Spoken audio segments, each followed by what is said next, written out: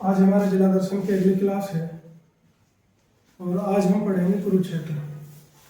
हमारा वही सीक्वेंस रहेगा। पहले हम उसके नाम के बारे में जानेंगे, किसका नाम क्यों पड़ा, उसकी भौगोलिक स्थिति, पर्यटन स्थल, मंदिर, धार्मिक स्थल, हर चीज़ डिटेल से जानने की कोशिश करेंगे, जैसा कि अब से पहले के जिलों में भी हमने की है।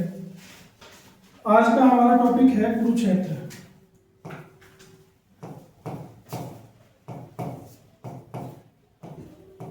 कुरुक्षेत्र सबसे पहले हम बात करें कि कुरुक्षेत्र का नाम कुरुक्षेत्र क्यों पड़ा। ये दो शब्दों से मिलकर बना है, कुरु और क्षेत्र, मतलब कुरुओं का क्षेत्र। तो हम देखें यहां पर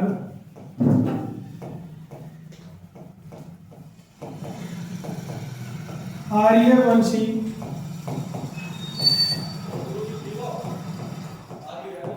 राजा कुरुओं ने राज किया था।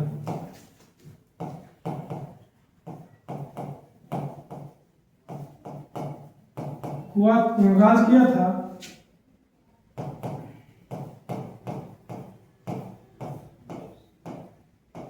जिसकी वजह से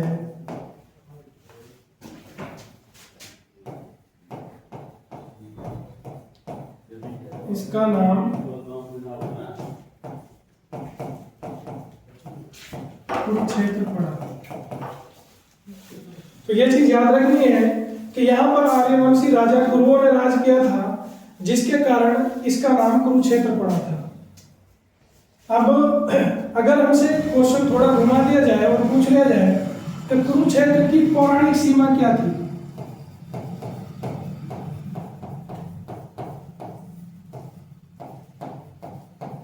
पौराणिक सीमा, तो यह हमें याद रखना है कि जब राजा आर्यवंशी यहाँ पर पहली बार आए थे तो उन्होंने खेती के लिए यहाँ पर 48 कोस जमीन को खोदा था।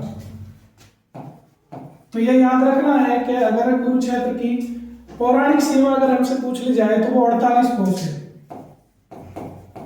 48 कोस जमीन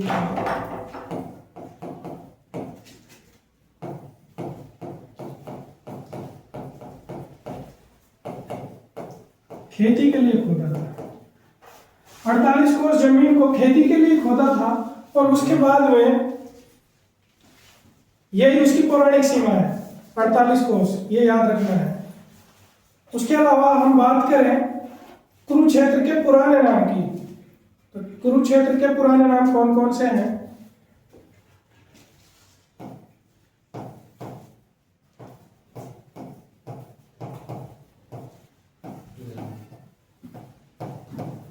कुरुक्षेत्र के कई ऐसे नाम हैं जो इसके पुराने नाम है, जिसे इनको पहले जाना जाता था। एक तो है शरणाव्रत,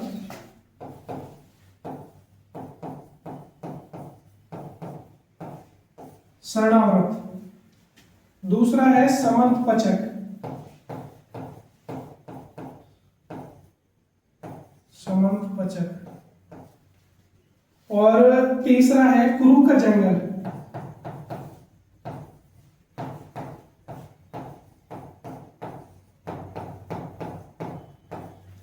कुरु का जंगल। और चौथा है हरि की भूमि।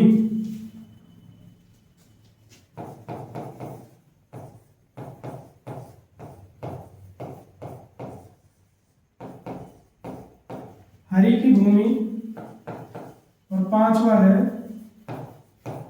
धर्म भूमि। अब आगे हम इनके बारे में पढ़ेंगे कि हरि की भूमि इसको क्यों कहा जाता है और धर्म की भूमि क्यों कहा जाता है।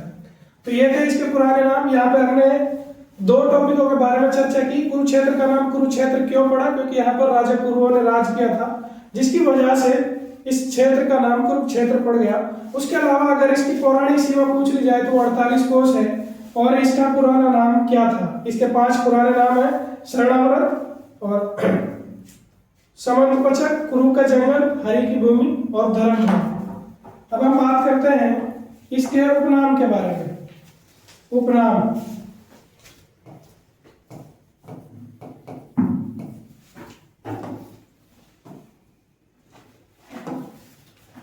नाम उपनाम भी इसके कई हैं। एक तो है ब्रह्मा की यज्ञ भूमि,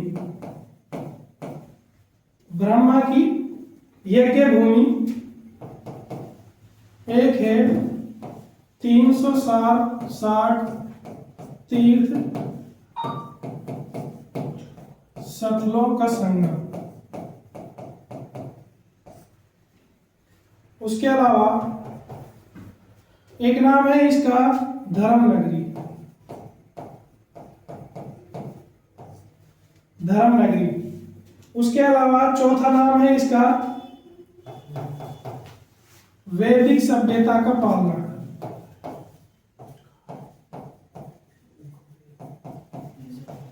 वैदिक सभ्यता का पालना। अगर हमसे क्वेश्चन पूछ लिया जाए कि हरियाणा में वैदिक सभ्यता का पालना किसे कहते हैं, तो हमारा जवाब होगा कुरुक्षेत्र। उसके अलावा इसको सिटी ऑफ पार्क्स भी कहा जाता है।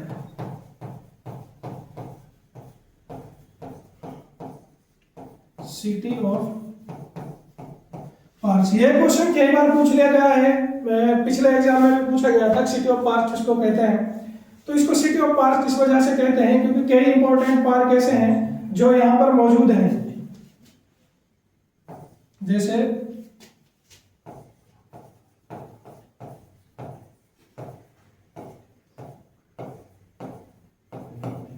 हर्षवर्धन पार्क यहाँ पर है। उसके अलावा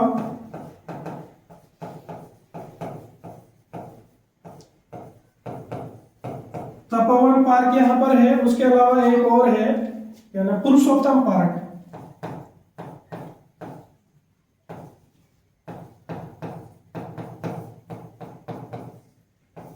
पुरुषोत्तम पार्क। तो ये 3 इंपॉर्टेंट पार्क यहाँ पर हैं जिसकी वजह से इसको पार्क सिटी ऑफ पार्क भी बोला जाता है। तो यहाँ से दो क्वेश्चन क्लियर हो गए कि उपनाम कौन कौन से हैं। उसके अलावा अगर हमसे पूछ लिया जाए कि यहाँ पर पार्क भी हमारे क्लियर हो गए कि इंपॉर्टेंट पार्क कौन कौन से हैं, तो वो ये 3 हैं। उसके अलावा आगे अब हम इसके, हमने नाम देख लिया, उपनाम देख लिया, पुराना नाम देख लिया। अब हम बात करते हैं इनकी तहसील की।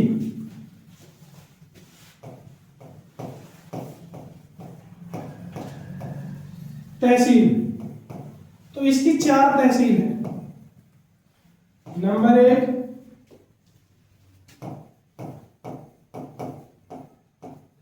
टेहेवा,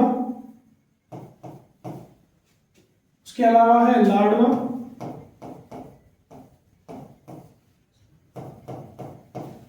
उसके अलावा है तहसील शाहबाद, शाहबाद और थानेसर।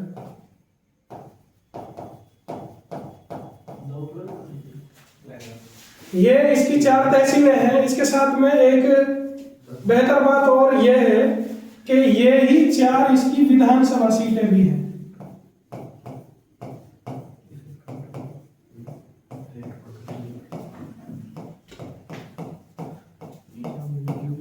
अगर हमसे पूछ लिया जाए कि कुरुक्षेत्र की विधानसभा सीट कौन कौन सी हैं, तो जो इसकी तहसील है वो ही इसकी विधानसभा सीट भी है। एक चीज याद रखनी है कि जो ये शाहबाद है ये आरक्षित सीट है,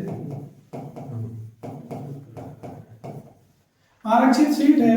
उसके अलावा और जो सबसे ज्यादा इंपॉर्टेंट सीट है वो लाडवा की है, क्योंकि यहां से हमारे जो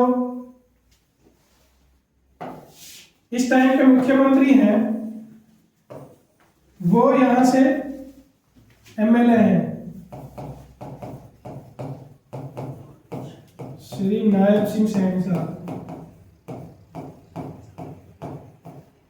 वो यहीं से विधायक हैं लाडवा से। तो यहाँ पे 2 क्वेश्चन क्लियर होते हैं, एक तो तहसील कौन कौन सी है और विधानसभा सीट कौन कौन सी है। उसके अलावा हम बात करें उप तहसील की,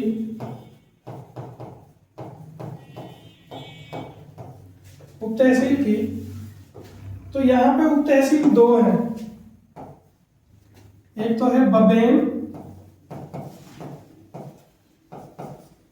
और और एक है इस्माइलाबाद।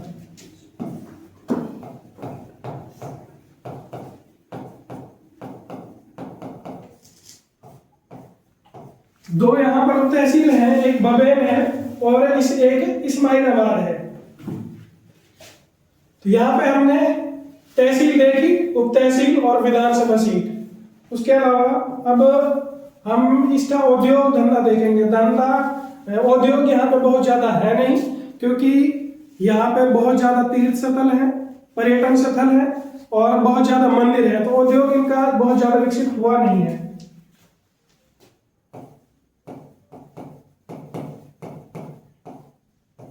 उद्योग की अगर बात की जाए तो यहाँ का सिर्फ एक उद्योग ऐसा है जो फेमस है और वो है चीनी उद्योग।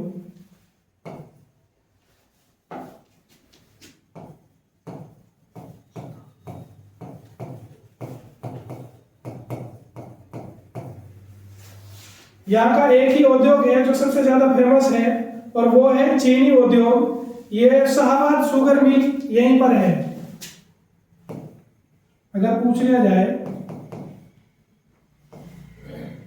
शाहबाद,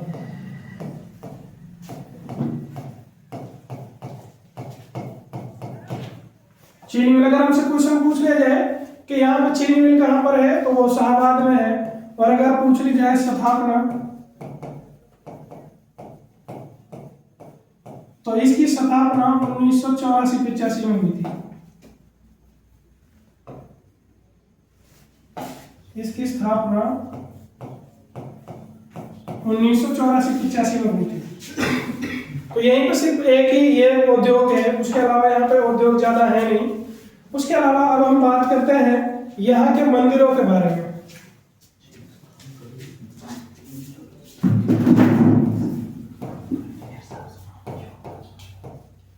मंदिर, तो ये चीज हमें याद रखनी है, यहाँ पे मंदिर बहुत ज्यादा है। तो जो इम्पोर्टेंट मंदिर है हम सिर्फ वही कवर करेंगे। तो सबसे पहले हम देखते हैं कि यहाँ पर देवी कूप भद्रकाली मंदिर है।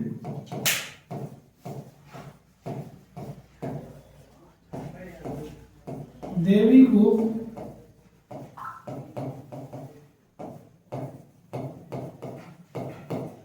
भद्रकाली मंदिर।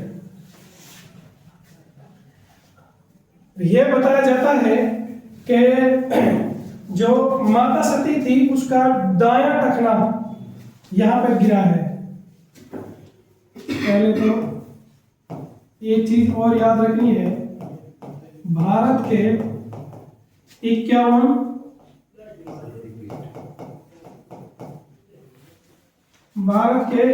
शक्तिपीठ में से एक है।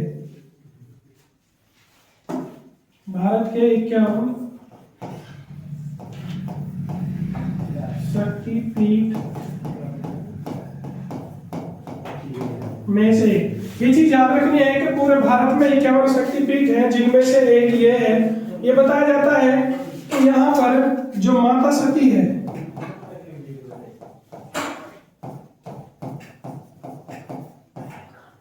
माता सती का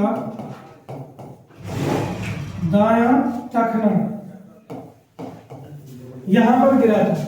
अब इसकी एक स्टोरी हम समझने की कोशिश करते हैं। ऐसा बताया जाता है कि भगवान की पत्नी का देहांत हो गया था और उसने उसका अंतिम संस्कार नहीं करने दिया था।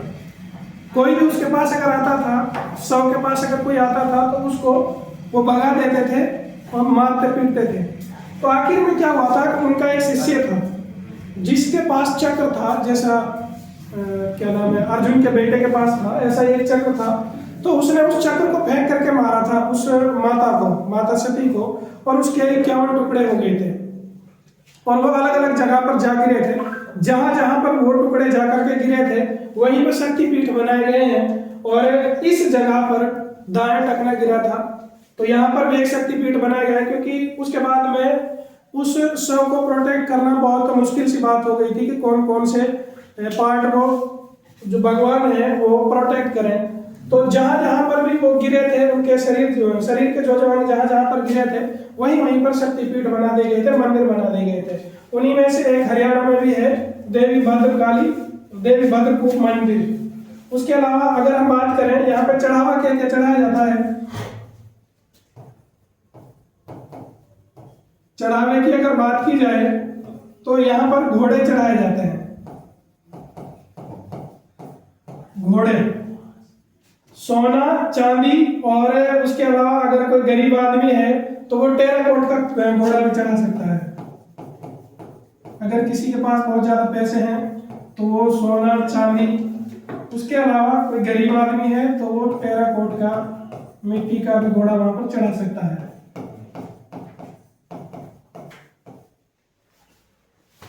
तो ये चढ़ावा चढ़ाए जाते हैं वहां पर। उसके अलावा हम बात करें तो यहाँ पर बिरला मंदिर है।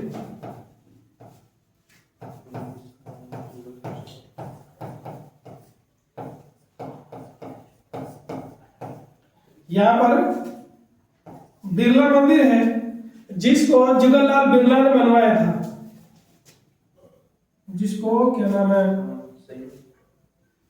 बिरला जुगरा, किशोर लाल बिरला,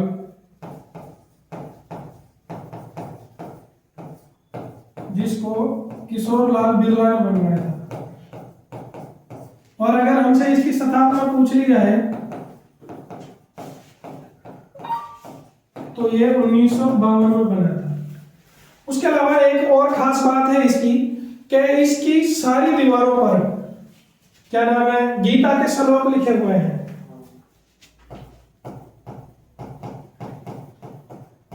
दीवारों पर गीता के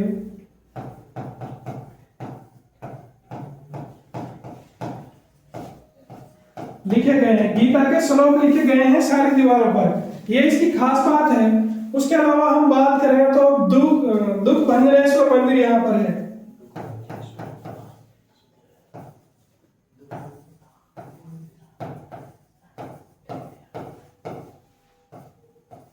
दुख भंजनेश्वर, क्या नाम है, दुख भंजनेश्वर मंदिर यहाँ पर है। उसके अलावा सर्वेश्वर महादेव मंदिर,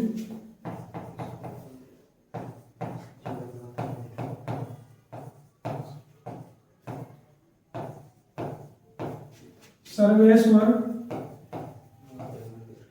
महादेव मंदिर। उसके अलावा हम बात करें तो एक इस्कॉन मंदिर है यहाँ पर।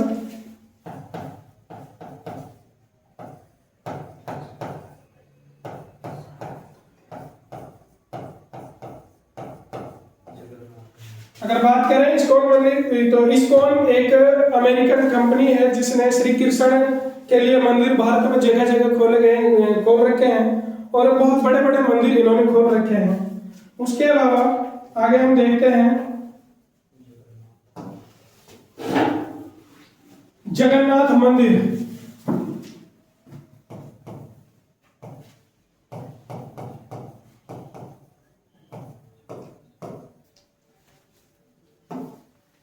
उसके अलावा यहाँ पर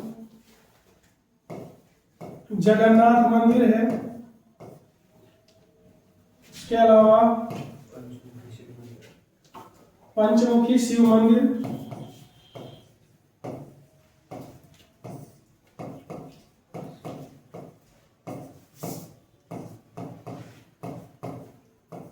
पंचमुखी शिव मंदिर है यहाँ पर। उसके अलावा स्थानेश्वर मंदिर है।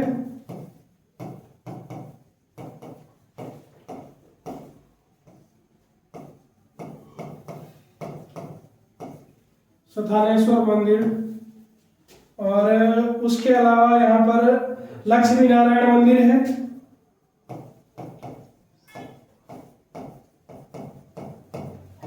लक्ष्मी नारायण मंदिर। उसके अलावा मार्केंडेश्वरी, मार्कंडेश्वरी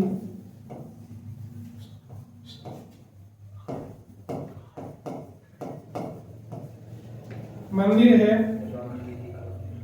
उसके अलावा यहाँ पर रानी अदिति का मंदिर है।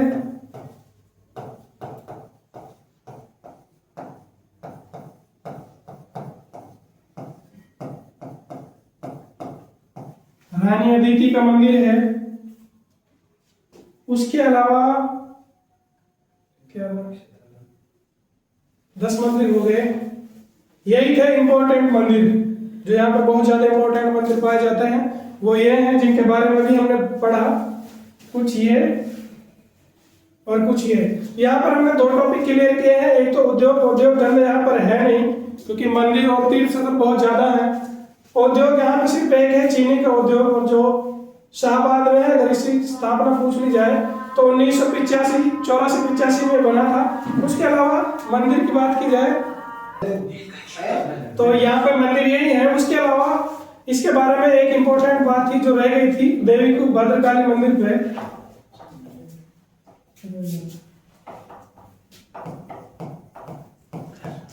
यहीं पर श्री कृष्ण वे उसके बड़े भाई बलराम का मुंडन किया गया था।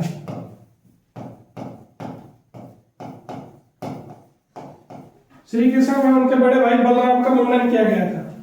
तो ये थे यहाँ के मंदिर। उसके अलावा अब हम बात करते हैं यहाँ के तीर्थ स्थलों के बारे में, सॉरी धार्मिक स्थल के बारे में। पहले धार्मिक स्थल के बारे में बात करेंगे, फिर तीर्थ स्थल के बारे में बात करेंगे।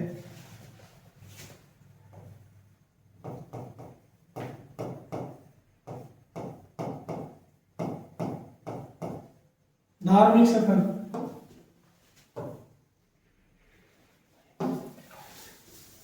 सबसे पहले हम बात करते हैं कि भीमगोड़ा जो तीर्थ स्थल है वो यहीं पर है।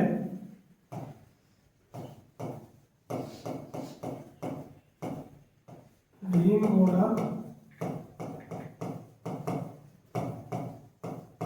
तीर्थ स्थल यहाँ पर ऐसा बताया जाता है कि महाभारत का युद्ध चल रहा था तो भीम ने अपना गोटा मार करके यहाँ से पानी निकाल दिया था, तो इसलिए इस जगह का नाम भीमगोड़ा तीर्थ स्थल पड़ गया। उसके अलावा प्राची तीर्थ मंदिर, क्या नाम है, बाणगंगा तीर्थ।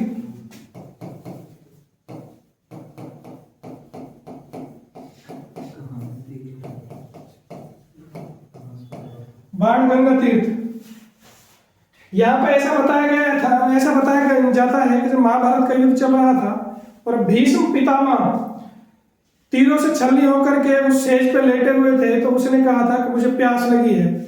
तब जाकर के इस जगह पर श्री अर्जुन ने तीर मारा था और वहां से पानी निकल करके सीधा भीष्म पितामह के मुंह में गया था। तो इसी जगह पर बाणगंगा तीर्थ है। उसके अलावा हम बात करें तो कामोदा तीर्थ यहीं पर है।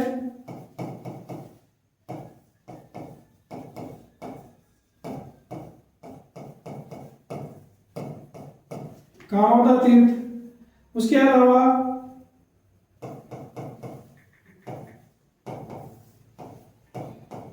प्राची तीर्थ यहीं पर है। उसके अलावा अमीर तीर्थ, क्या नाम है वो, ये भीष्म पितामह के लिए समर्पित है, ये याद रखना है। भीष्म पितामह, और ये जो है वो द्रौपदी के लिए है। द्रौपदी के लिए है। उसके अलावा वाल्मीकि आश्रम यहीं पर है।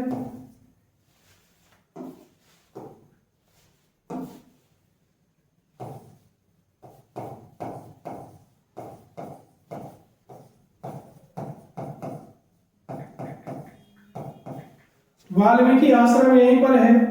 उसके अलावा काली कमली वाला बाबा,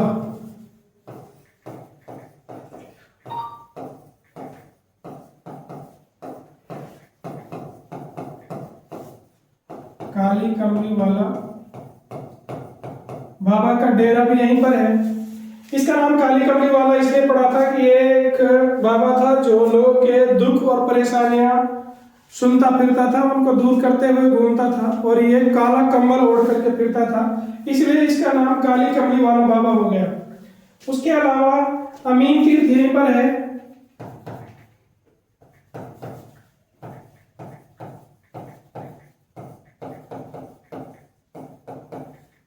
अमीन तीर्थ यहीं पर है, उसके अलावा ज्योतिसर तीर्थ यहीं पर है।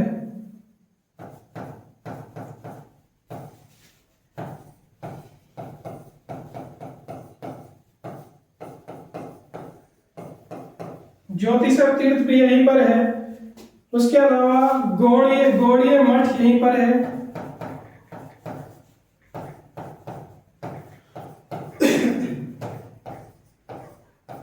गौड़ीय मठ यहीं पर है। और ब्रह्म सरोवर तीर्थ और यहां पर लिख देते हैं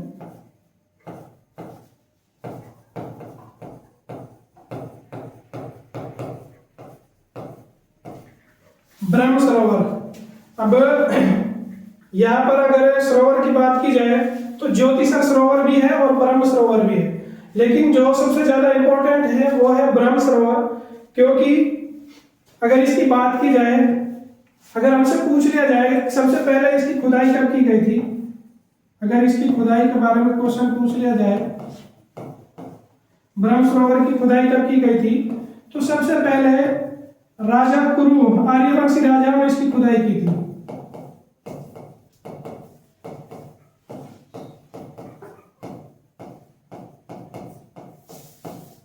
सबसे पहले आर्यवंशी राजाओं ने इसकी खुदाई की थी और उसके बाद 1850 में इसकी खुदाई की गई थी। 1850 में लड़की था जिसने इसकी खुदाई की थी। और अगर पूछ लिया जाए कि करंट के टाइम में किसने इसको बनाया था, तो उसका नाम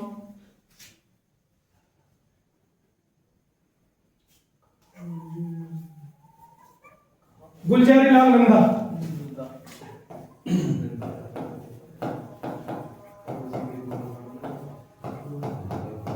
गुलजारी लाल नंदा ये करंट में इसने इसको बनाया था। करंट में जो सब आज की हालत जो हमें देखने को मिलती है वो गुलजारी लाल नंदा है जिसने इनको बनवाया था। और ये एक चीज और याद रखनी है इसके बारे में कि ये एशिया का सबसे बड़ा कृत्रिम सरोवर है। जो सबसे इंपॉर्टेंट बात इसके बारे में याद रखनी है वो है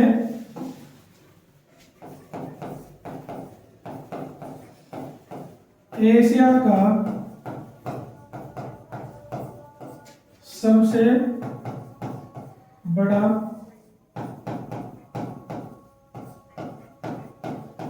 कृत्रिम सरोवर, सबसे बड़ा कृत्रिम सरोवर एशिया का। और ये ईंटों से बना हुआ है, पक्की ईंटों से।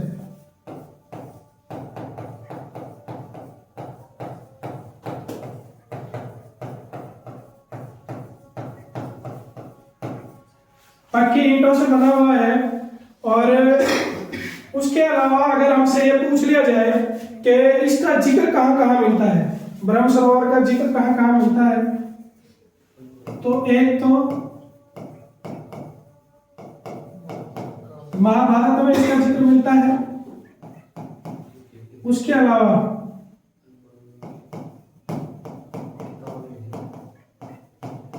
किताबुल हिंद में इसका जिक्र मिलता है। और उसके अलावा आईने अकबरी में इसका जिक्र मिलता है।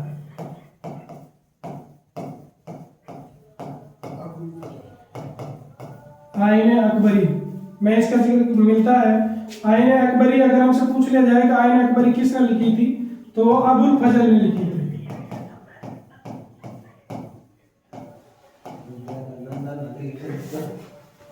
आईने अकबरी अबुल फजल ने लिखी थी। और उसके अलावा अगर हमसे किताबुल हिंद के बारे में पूछ लिया जाए, किताबुल हिंद किसने लिखी थी, तो वो अल-बरूनी ने लिखी थी।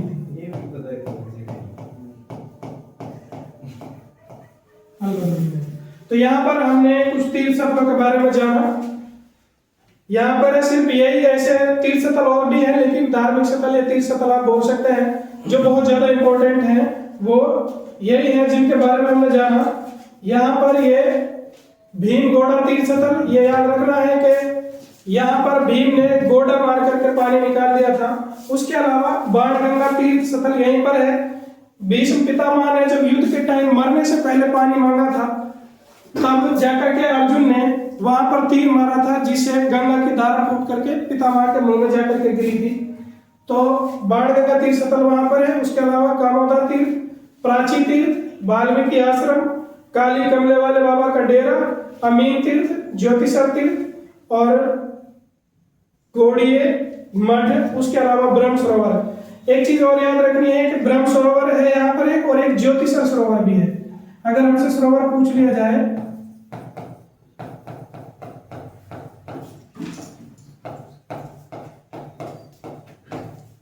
एक तो ब्रह्म सरोवर है यहाँ पर और एक ज्योतिषर सरोवर है। ब्रह्म सरोवर बहुत ज्यादा इंपॉर्टेंट है, इसके बारे में क्वेश्चन पूछे जाते हैं और कंटिन्यूअसली पूछे जाते रहे हैं। अगर पूछ लिया जाए सबसे पहले इसकी खुदाई किसने की थी, तो आर्यवंशी राजा ने इसकी खुदाई करवाई थी। दोबारा खुदाई इसके 1850 में की थी।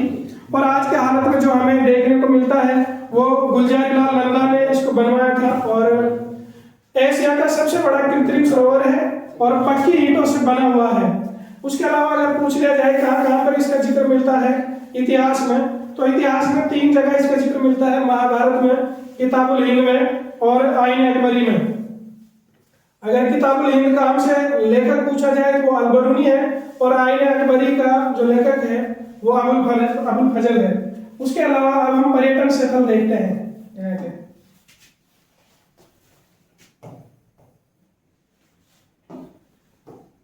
पर्यटन स्थल,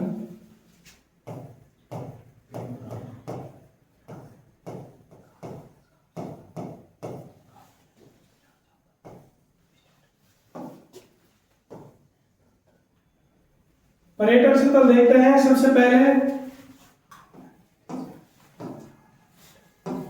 नीलकंठ धाम यहां पर है।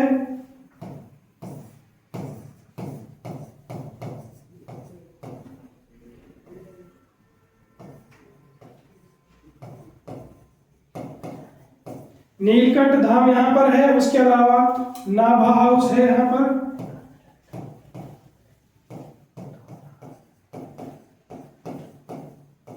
नाभा हाउस। उसके अलावा पैराकीट,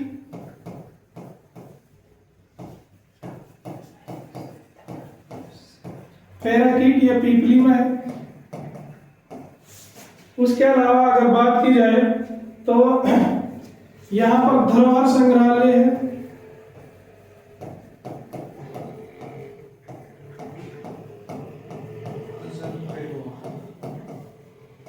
धरोहर संग्रहालय है। उसके अलावा यहाँ पर कल्पना चावला तारामंडल है।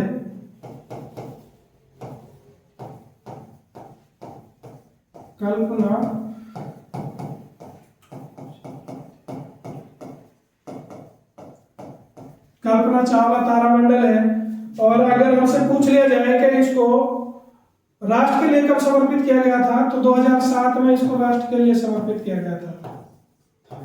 2007 को इसको राष्ट्र के लिए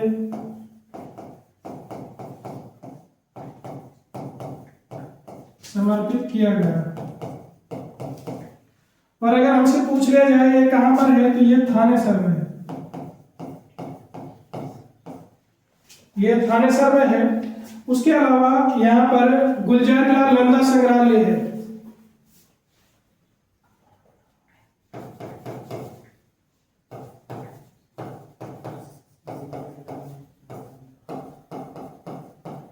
गुलजारीलाल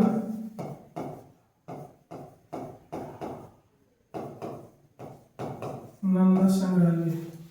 और ये याद रखना है कि ये एकमात्र ऐसा संग्रहालय है जिसे किसी क्या नाम है इंसान को समर्पित किया गया है, जो किसी मनुष्य के नाम पर है। ये एक अकेला ऐसा संग्रहालय है यहाँ पर। और इसने एक और बहुत बड़ा काम किया था, वो ये था कि इसने कुरुक्षेत्र डेवलपमेंट बोर्ड का क्या नाम है गठन किया था।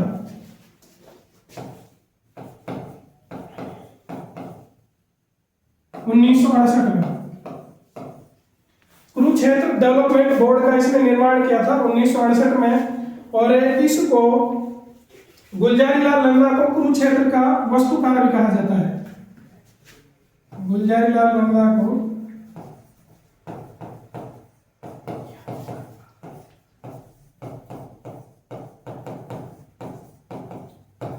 कुरुक्षेत्र का वास्तुकार भी कहा जाता है। और अगर हमसे क्वेश्चन ये पूछ लिया जाए कि इस कुरुक्षेत्र डेवलपमेंट बोर्ड का KBB है,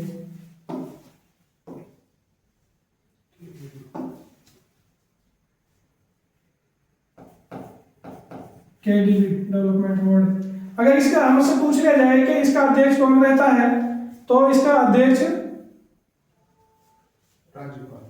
राज्यपाल रहता है। अध्यक्ष अगर हमसे पूछ लिया जाए तो इसका अध्यक्ष राज्यपाल रहता है, राज्यपाल होता है। उसके अलावा यहाँ पर 1857 की क्रांति मेमोरियल भी है।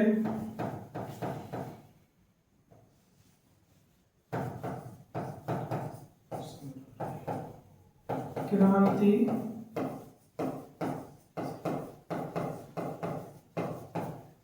मेमोरियल संग्रहालय।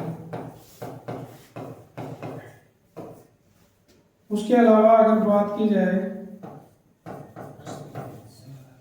हस्तलिखित संग्रहालय यहाँ पर है।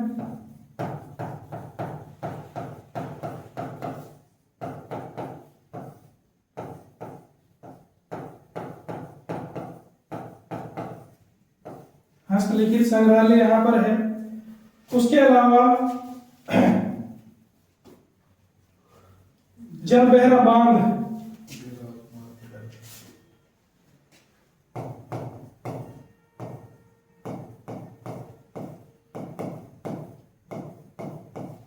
जलबहरा बैराज, अगर ये पूछ लिया जाए कि किस नदी पर है तो ये मारकंडा नदी पर है।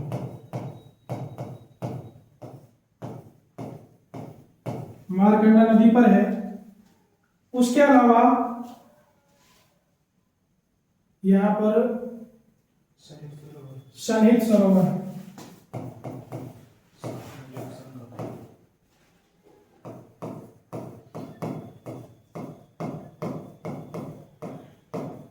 सन्निहित सरोवर इसको इसलिए कहा जाता है क्योंकि यहाँ पर 7 नदियों का संगम है। 7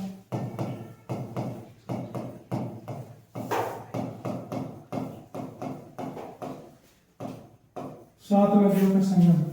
तो एक चीज याद रखनी है कि पीछे 2 सरोवर हम पीछे पढ़ चुके हैं। एक तो ब्रह्म सरोवर है और दूसरा ज्योतिषर सरोवर है और तीसरा सन्निहित सरोवर है। यहाँ पे 3 सरोवर हैं। उसके अलावा अगर हम बात करें तो यहाँ पर शेख चिल्ली का मकबरा है। शेख चिल्ली का मकबरा,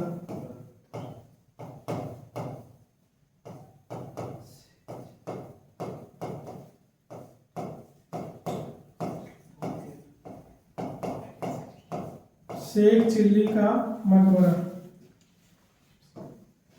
अगर हमसे पूछ लिया जाए कि शेख चिल्ली जो है इसका नाम क्या था, उसका ओरिजिनल नाम क्या था, तो उसका असली नाम था अब्दुल रज़ाक।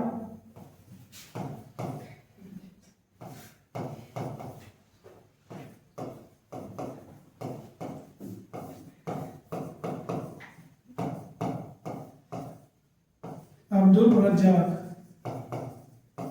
अब्दुल रज़ाक इसका असली नाम था। और उसके अलावा अब्दुल करीम भी था इसका नाम, अब्दुल रज़ाक और अब्दुल करीम।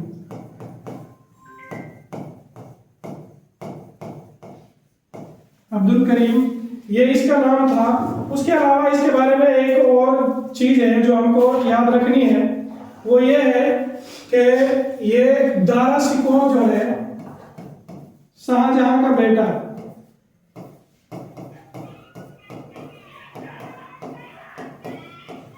दारा शिकोह उसका यह धर्मगुरु था। धर्मगुरु था। ये लाहौर से यहाँ आया था और फिर यहीं पर इसकी मृत्यु हो गई। उसके बाद में फिर यहीं पर इसको दफना दिया गया और इसी जगह पर इसका मकबरा बना दिया गया। और उसको शेख चिल्ली के मकबरे के नाम से जाना जाने लगा। डेविस राय एक अंग्रेज में है, डेविस राय नाम के, उन्होंने भारत का भ्रमण किया था और उसने ये कहा था कि जो शेख चिल्ली का मकबरा है ये आगरा के बाद में दूसरा सबसे खूबसूरत मकबरा मुझे लगा है। तो ये बात किसने कही थी? डेविस राय ने कही थी कि दूसरा सबसे खूबसूरत मकबरा, और पहला ऑब्वियसली ताजमहल है।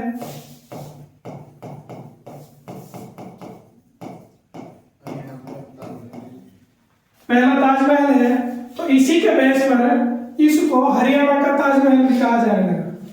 शेख चिल्ली के मकबरे को हरियाणा का ताजमहल कहा जाता है। ये याद रखना है कि ये जो है इसको हरियाणा का ताजमहल कहा जाता है। उसके अलावा कर्ण का टीला है यहाँ पर,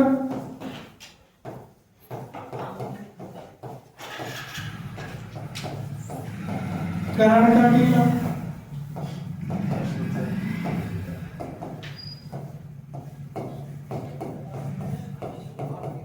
हर्षवर्धन का टीला, उसके अलावा भगवानपुर का टीला,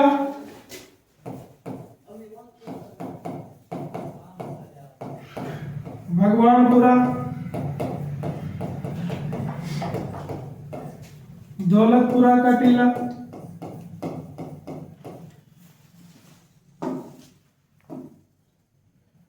भगवानपुरा का टीला और दौलतपुरा का टीला, और उसके अलावा विश्वामित्र का टीला।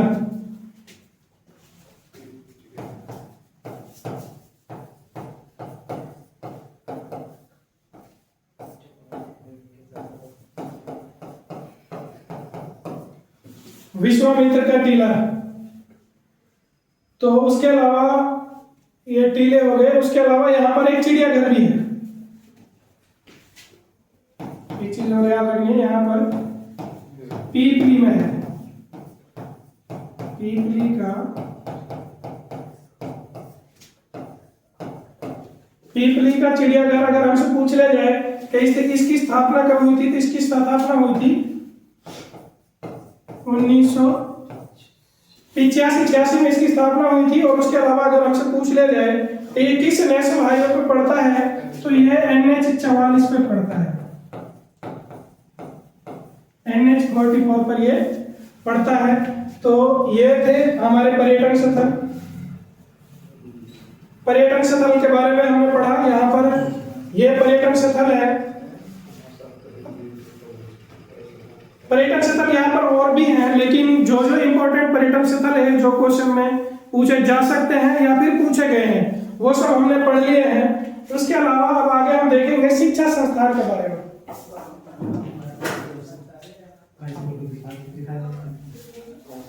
शिक्षा संस्थान के बारे में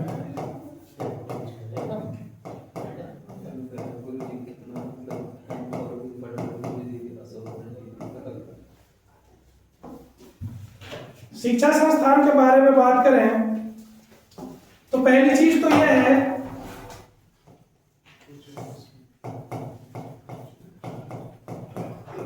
हरियाणा की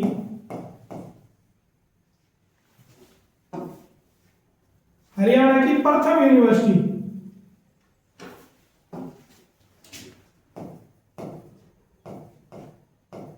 हरियाणा की पहली यूनिवर्सिटी कुरुक्षेत्र यूनिवर्सिटी यहीं पर है। कुरुक्षेत्र यूनिवर्सिटी यहीं पर है। और अगर हमसे पूछ ली जाए कि इसकी स्थापना कब हुई थी, अगर हमसे इसकी स्थापना पूछ ली जाए, यहीं पर लिख देते हैं, अगर हमसे इसकी स्थापना पूछ ली जाए तो यह 1956 में हुई थी। 1956 में इसकी स्थापना की गई थी। और अगर हमसे पूछ लिया जाए कि इसका उद्घाटन किसने किया था, तो डॉक्टर राजेंद्र प्रसाद ने इसका उद्घाटन किया था।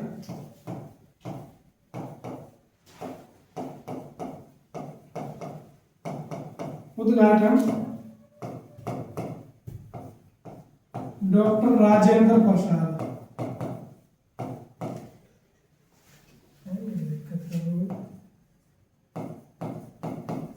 डॉक्टर राजेंद्र प्रसाद ने इसका उद्घाटन किया था। और अगर पूछ ली जाए कि किस विषय के साथ में स्टार्ट की गई थी, तो यह संस्कृत विषय के साथ में स्टार्ट की गई थी। संस्कृत विषय के साथ में स्टार्ट की गई थी, लेकिन आज ये यूनिवर्सिटी है और हर विषय इसमें पढ़ाया जाता है। उसके अलावा अगर बात की जाए तो एनआईटी यहीं पर है।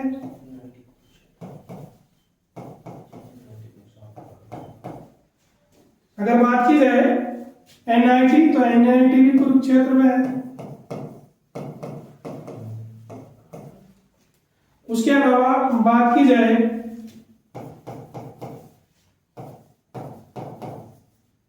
आयुष विश्वविद्यालय,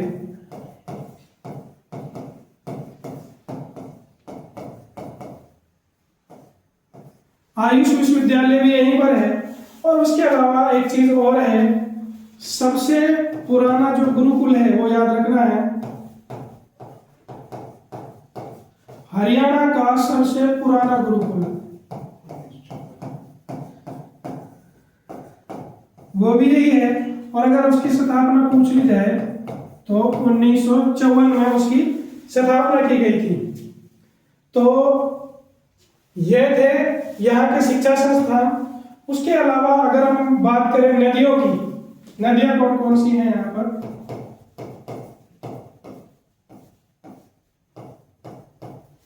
तो नदियां यहाँ पर एक तो है सरस्वती, एक है मारकंडा और एक है अपगा नदी।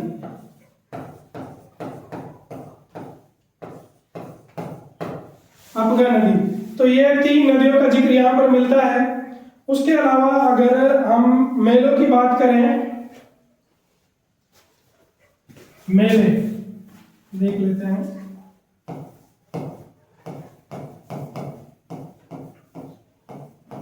मेले तो एक तो पेहोवा का मेला लगता है यहाँ पर,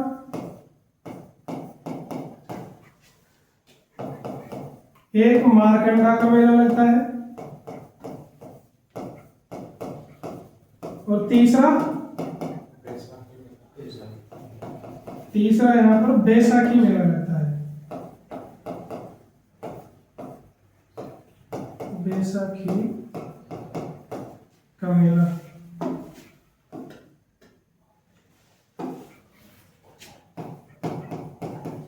तो ये इंपॉर्टेंट मेले हैं जो यहाँ पे लगते हैं। तो यहाँ पर हमने शिक्षा संस्थान के बारे में बात की, उसके अलावा हमने नदियों के बारे में बात की और मेलों के बारे में बात की। अब आगे हम देखेंगे यहाँ के गुरुद्वारों के बारे में।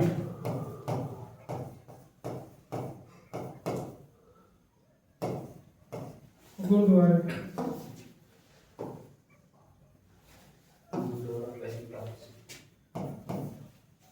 पहली बात गुरुद्वारा, यहाँ पर पहली पातशाही का गुरुद्वारा,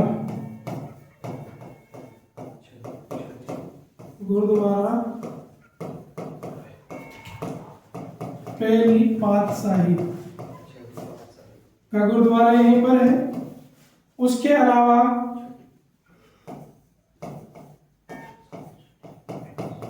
छठी पातशाही का गुरुद्वारा यहीं पर है। उसके अलावा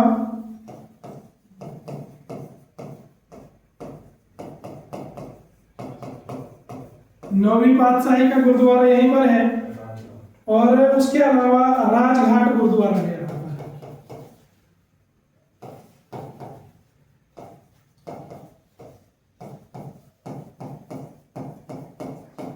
राजघाट गुरुद्वारा। तो ये इंपॉर्टेंट गुरुद्वारे हैं जो यहाँ पर हैं। उसके अलावा कुछ इंपॉर्टेंट टॉपिक है जिनके बारे में हमारे लिए जानना बहुत जरूरी है। जैसे अगर हम बात करें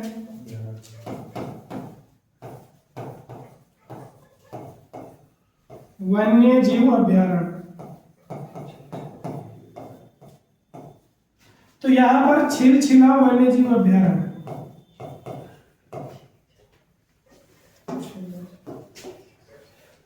तो यहाँ पर छिलछिला वन्य जीव अभ्यारण्य है।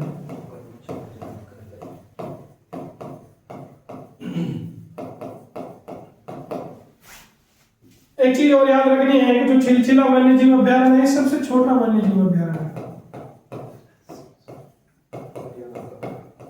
सबसे छोटा हरियाणा का। अगर हरियाणा का सबसे छोटा वन्य जीव अभ्यारण्य पूछ लिया जाए तब भी हमारा जवाब छिलछिला वन्य जीव अभ्यारण्य होगा। उसके अलावा जो सबसे इंपॉर्टेंट क्वेश्चन है जो यहाँ से आता है वो है मगरमच्छ प्रजनन केंद्र।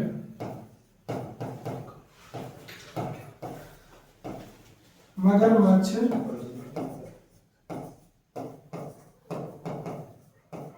प्रजनन केंद्र जो भौर मैदान में है, जो भौर मैदान में है और बहुत इंपॉर्टेंट क्वेश्चन है, बहुत बार इसको पूछा जा चुका है और आगे के एग्जाम के हिसाब से भी इंपॉर्टेंट है। उसके अलावा यहाँ पर एक आकाशवाणी केंद्र भी है।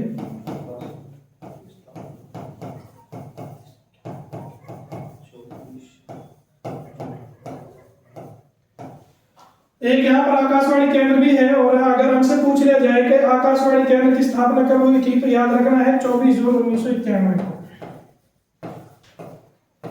24 जून 1991 को आकाशवाणी केंद्र की स्थापना की गई थी। उसके अलावा एक चीज और है जो याद रखनी है कि पहला आरोग्य पार्क भी यहीं पर लगाया गया है।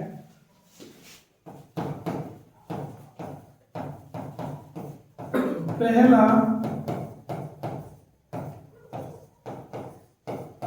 आरोग्य पार्क, तो ये आयुर्वेद अगर पूछ लिया जाए कि ये किसको बढ़ावा देने के लिए है तो ये आयुर्वेद को बढ़ावा देने के लिए है।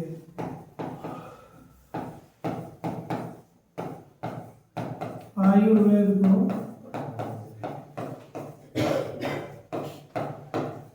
बढ़ावा देने के लिए।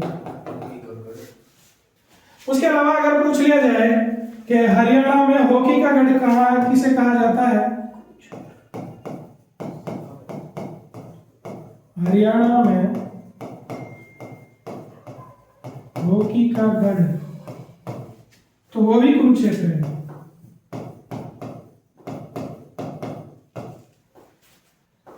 उसके अलावा अगर पूछ लिया जाए कि महाभारत का युद्ध कब हुआ था,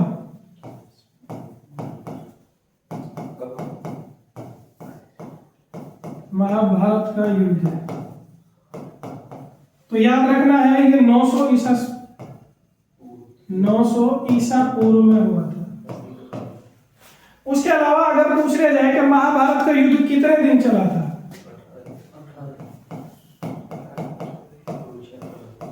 महाभारत का युद्ध कितने दिन चला ये याद रखना है, तो ये 18 दिन चला था। और सबसे बड़ी जो अनाज मंडी है वो भी यही है।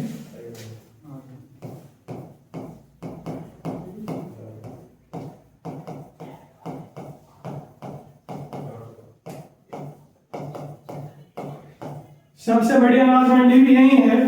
और उसके अलावा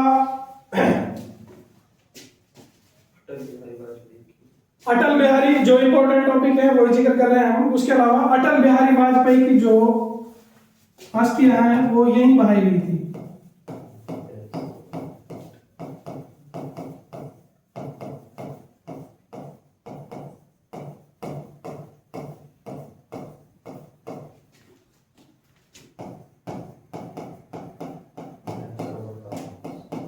ब्रह्मसरोवर अटल बिहारी वाजपेयी की अस्थियां ब्रह्म सरोवर में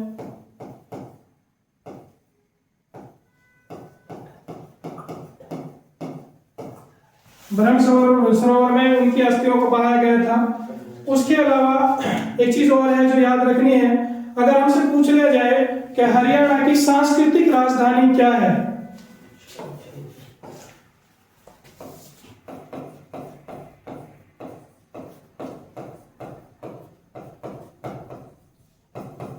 हरियाणा की सांस्कृतिक राजधानी, तो वो भी कुरुक्षेत्र ही है। कुरुक्षेत्र को हरियाणा की सांस्कृतिक राजधानी कहा जाता है।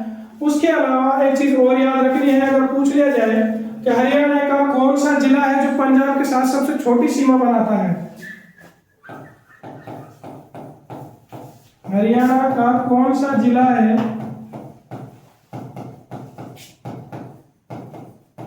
जो पंजाब के साथ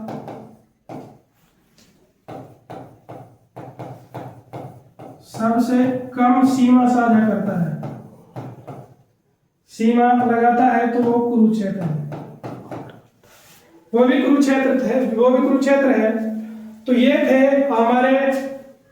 था हमारा कुरुक्षेत्र, जिसके बारे में हमने एक एक चीज डिटेल से जानने की कोशिश की। उसके अलावा आगे भी हमारी वीडियोस आती रहेंगी और हमारे चैनल पर मैथ, रीजनिंग, इंग्लिश, हिंदी और हरियाणा जीके की क्लासेस कंटिन्यूअसली डाली जा रही हैं। उसके अलावा बहुत जल्द हम हिस्ट्री और प्रीवियस ईयर के जो क्वेश्चन जो आ चुके हैं उनकी सीरीज भी चलाने वाले हैं। बहुत इंपॉर्टेंट क्वेश्चन होंगे। आप 2 दिन लग रहे हैं, 2 दिन बाद वीडियोस आपको कंटिन्यूअसली अपलोड होती रहेंगी, आपको मिलती रहेंगी। आप बने रहिए हमारे साथ और अपने दोस्तों के साथ में हमारे चैनल को शेयर कीजिए और हमारे चैनल को सब्सक्राइब कीजिए और कमेंट करके बताइए कि हमारा कंटेंट आपको कैसा लगा।